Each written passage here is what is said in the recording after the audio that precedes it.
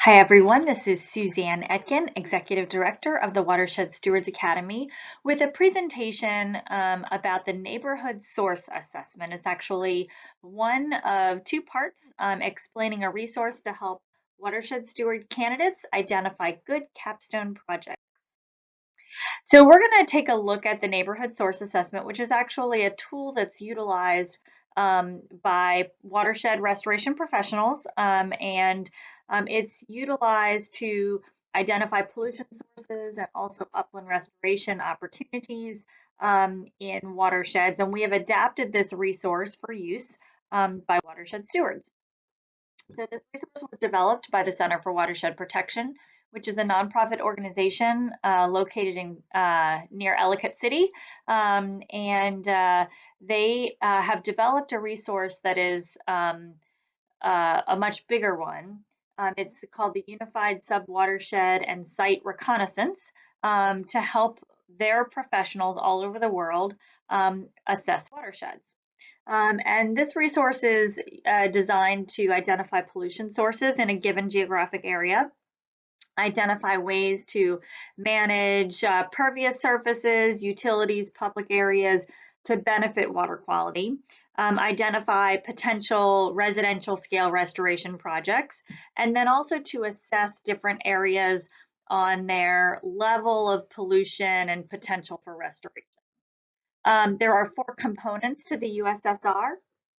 We are going to focus only on the neighborhood source assessment since that is really the area where watershed stewards focus. So the neighborhood source assessment has four components, and it's basically a tool to help you make observations about these four different aspects of communities and make generalizations across the community so that you can identify what are the actions that would be most applicable to most people in the community. So we're going to look at those four different components of this tool. Usually we would be out in a community together, taking a look to practice. And we're going to be doing this virtually, and then we're going to send you out to your own communities to walk around and practice this by looking at your own communities. So before you start, you'll need a map of your community, and we're going to actually teach you in the next session about how to make a map using an online mapping application of your community. You might want a camera or your smartphone to take some pictures, a clipboard, and a pencil to write on, and of course the form, which I'll show you in a moment. That form is also available to you on the resources for this session, and then of course the map. It's most fun to do in teams. So I suggest that you grab your spouse, your child, your friend, whoever's in your quarantine bubble to walk or drive around your community. You can also team up with another watershed steward in the class who lives close if you feel comfortable having a social distance walk with that person, just depending on what you're comfortable with. Just a little teeny bit of training, which we're going to provide you today, but really this tool is just a matter of reading and following directions. So if you can read and follow directions, you can certainly do a neighborhood source assessment. And then last, you'll need to do a little bit of desktop analysis before you go out using a mapping application. And again, we're going to talk about that in the next session.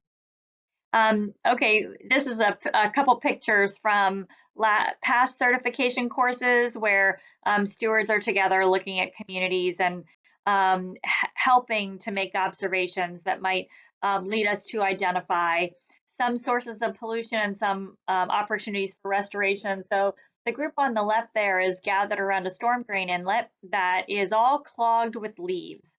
And we know that leaves are a source of nutrient pollution as they decay in the waterways. And so while they're great to fall on your lawn and get chopped up and used as fertilizer to your grass, we don't want them going down the storm drain. Okay, so the map that you would create might look something like this. This is a map that another steward created for the Glen Isle community.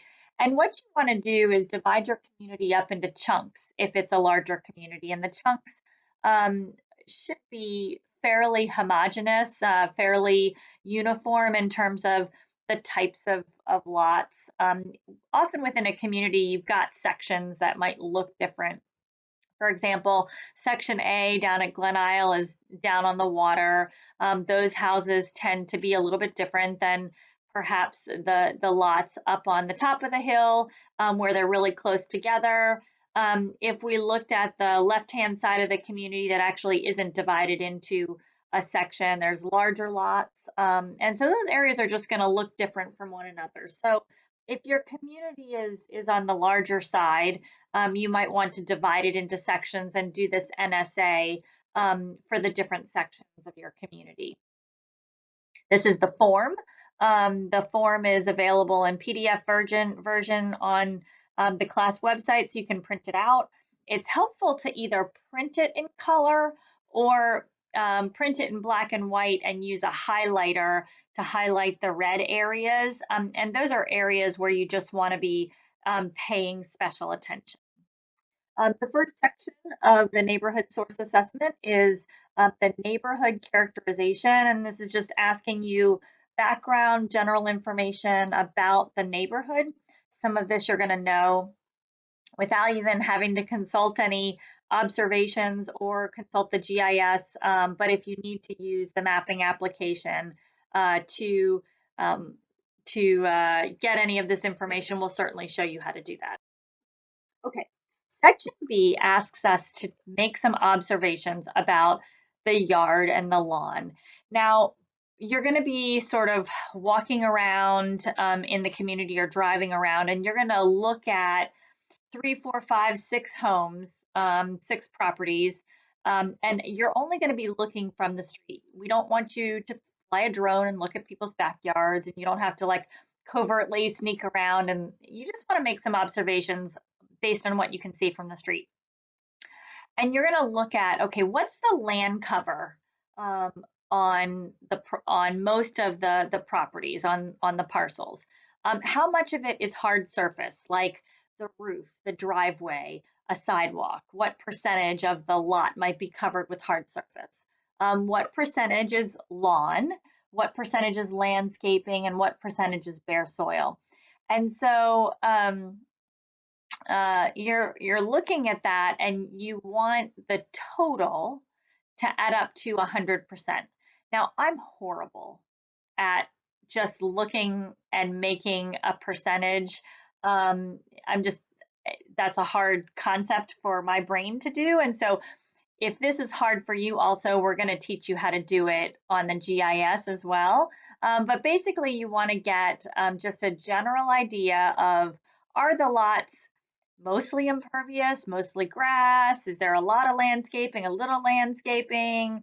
Is there a lot of bare soil? Is there almost no bare soil? So you just are going to be making those observations and trying to generalize about the parcels that you're looking at in your section of the neighborhood. You're also going to make some observations around the way that people are caring for their turf lawn. So we characterize it in 3 sections: low, medium, and high. And low maintenance is a lawn area that no one's doing anything to, and it might be characterized by lots of weeds, some bare dirt, lawn that doesn't look like it's densely covered with vegetation. And that's not such a good thing. It might be good not to put fertilizer and pesticide, but we do want to make sure that lawns have a cover, grass or plant cover throughout the year, so there's not sediment running off of those areas. Also, these kinds of lawns tend to be compressed, compacted areas. So low maintenance lawns are not good. Highly maintained lawns are not good either. You might characterize highly maintained lawns as having very, very green grass during times of the year when you might not expect to see a lot of green, like maybe even this time of year. And also almost no weeds, or just a stand of grass that's only one kind of grass. What we want is medium maintained grass, which is turf that is in good condition. There's good green coverage throughout the lawn, but you know, not that electric green that indicates extra fertilization, and not bare spots.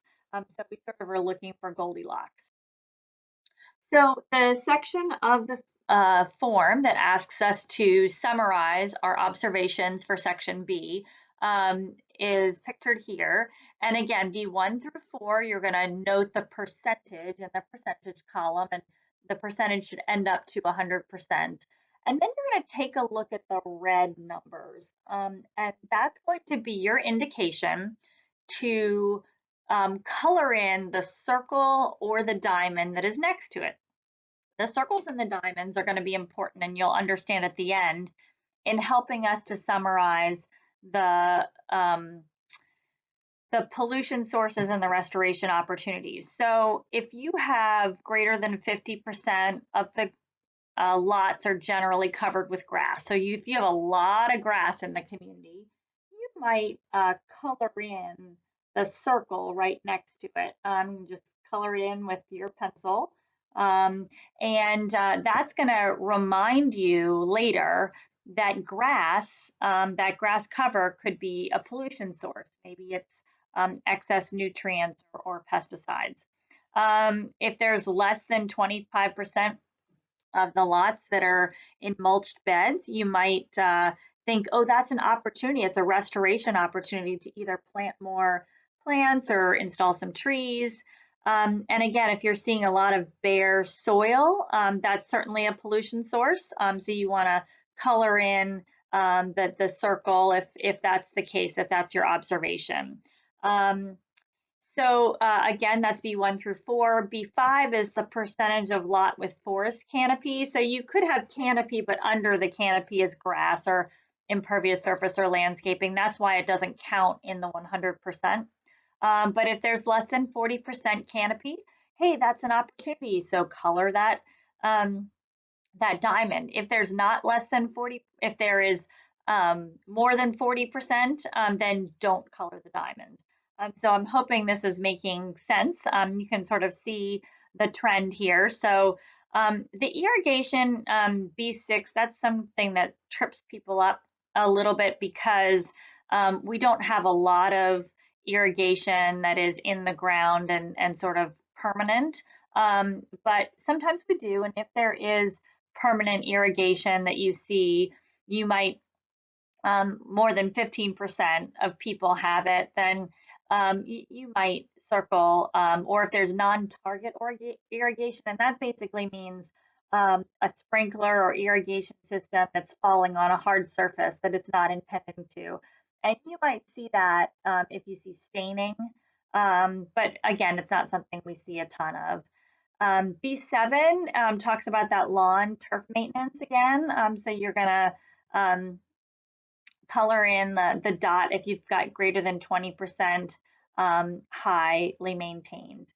Swimming pools, you might not know about swimming pools because you might not see the backyards, but if you've got greater than 10% with swimming pools, that could be a pollution source when pools are drained or with pool chemicals if they're being stored incorrectly, that kind of thing.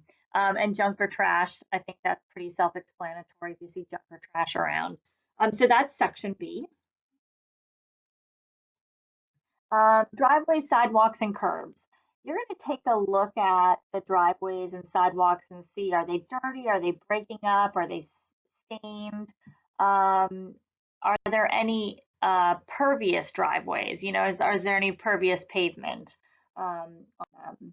And when you get to filling out this section, again, I'm hoping that this is pretty self-explanatory, but thinking about the driveway condition or sidewalk condition, if it's stained or dirty or breaking up, if it's stained, that might be evidence of people's cars that might be leaking oil. That would be a toxin pollution source. If they're dirty, it might be indicating that there's sediment that is not stabilized, that's running off and getting caught on the driveway or sidewalk. So that'd be evidence of a sediment pollution.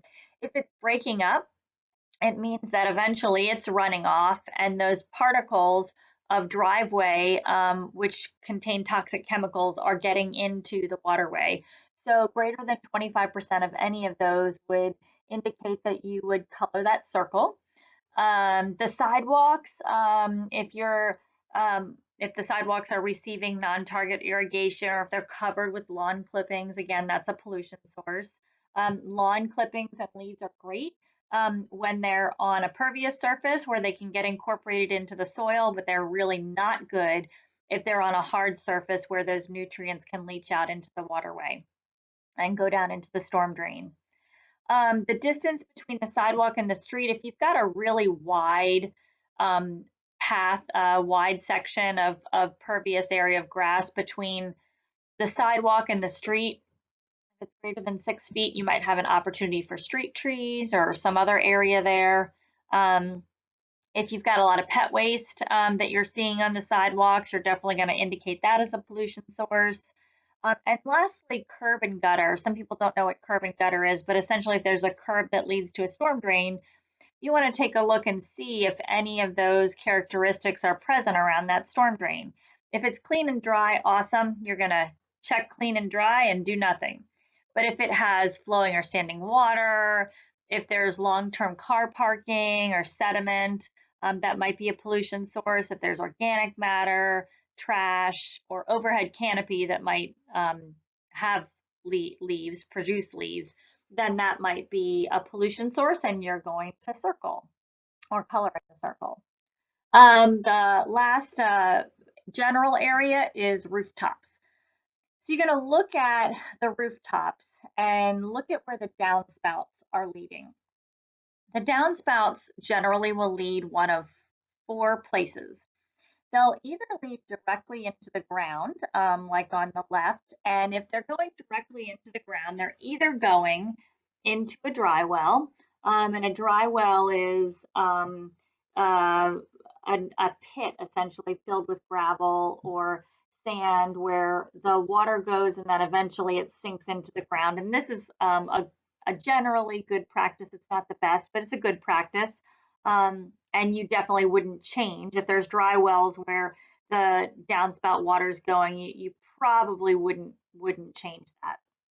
But sometimes, especially in older communities, the downspouts can be going into the ground into a pipe that discharges out into the street or into some other area where it's going directly to the storm drain system. So that's what we mean by directly connected. Storm drains can also be storm drains, downspouts can also be going directly to an impervious surface, a sidewalk or the driveway, and that way they'll go directly into the storm drain. And so that's no good. But you want to look at how many of your downspouts are going directly to impervious surface. They could also be discharging to a pervious area like grass or a garden. And then lastly, they could be connected to a rain barrel. So you're going to look at those and they should add up to 100% just like you had in section B. And then the other thing it's going to ask you is there room for a rain garden? Now there's lots of different things that we need to look at in terms of figuring out if a rain garden is possible. But basically what we're looking for here is, do you have downspouts that are going to a pretty flat grassed area without trees? And if you do, you're going to check that box.